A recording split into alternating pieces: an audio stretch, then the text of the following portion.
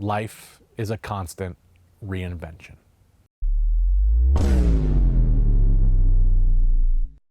In 2003, after graduating high school, I was completely lost with my life. I had no aspirations to go to school, although after signing up for Middlesex County College, I quickly dropped out after the first semester. I had no ambitions, no goals, but to do only one thing, something in entertainment. And what form of entertainment, you ask? Professional wrestling.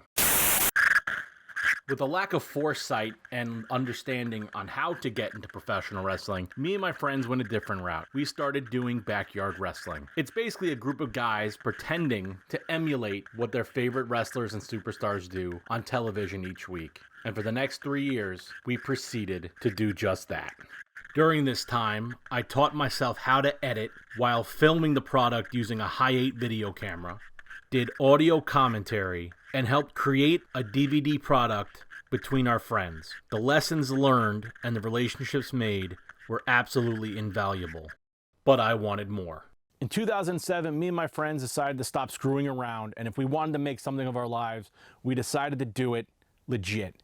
We went to the Ace Pro Wrestling Academy in Union City, New Jersey. Learn how to do the ins and outs of the wrestling business. However, unlike my friends who decided to learn the ins and outs, I decided to learn behind the scenes. The first step in the journey was filming every single wrestling match that was around ringside for a year and a half. In 2009, I evolved into becoming a play-by-play commentator, having the privilege and opportunity to call each and every wrestling match that took place inside of the venue. This is like a demolition derby. Everybody is being taken out. By 2012, I became an advisor to several pro wrestlers on the circuit, mentoring them to become the next generation of superstars in the business. The respect has not been there, so LSG decided to call on myself, Jon Harder, to instill professionalism in on-point wrestling. As hard as you work trying to learn the world of wrestling, there's not a lot of money coming in when you're paying your dues. I was working 50, 60 hours a week on a minimum wage salary on top of learning my craft, spending way more than I should while not growing as much as I thought I would. So in the scheme of things, you got to start reinventing yourself. You got to start thinking of different ideas on how to grow your craft. Enter the world of podcasting. We are live! In conjunction with Giant Penny Productions, we proudly bring to you the Hardway Podcast live at the New Dorp Comic-Con in beautiful Staten Island, New York. Before the world of podcasting blew up in its medium in the late 2010s, I was on the ground level of recording interviews with friends, and all I had was 2 desktop microphones from Target, a microphone splitter, a broken laptop, and a lack of sleep.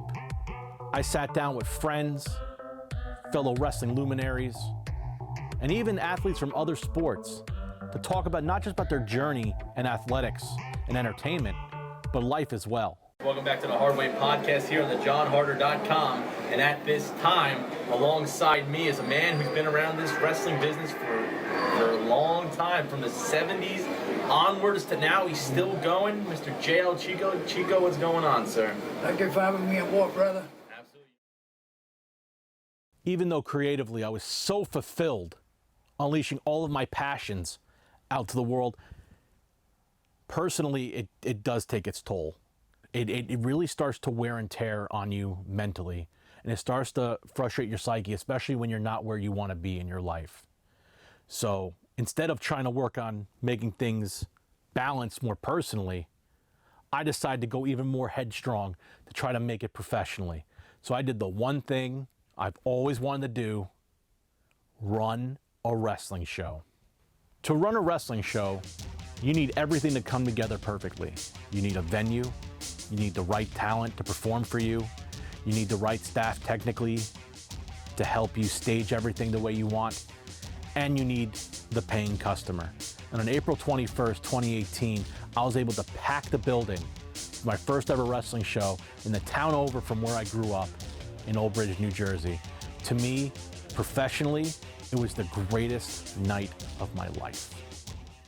However, when you reach the highest of highs, you tend to hit the lowest of lows. And 6 months after running that wrestling show, I completely lost myself. I had no inspiration for the first time in ages. I lost my fiance. I lost my apartment. I almost lost my job. I lost myself. On Christmas 2018, I had the wake-up call that I always wanted, and I started to reinvent my entire life.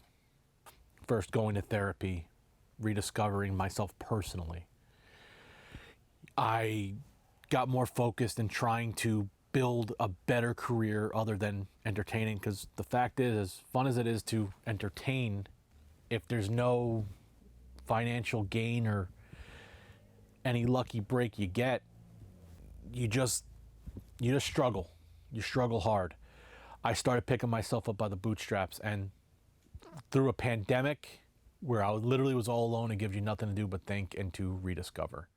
Now I have found the love of my life, and I've gotten married. I've started writing again, and most importantly, unlike when I was 18 years old, I finally started going to school. It's a constant reinvention in so many different ways. If you're not consistently trying to better yourself, what are you really doing? Life is a constant reinvention.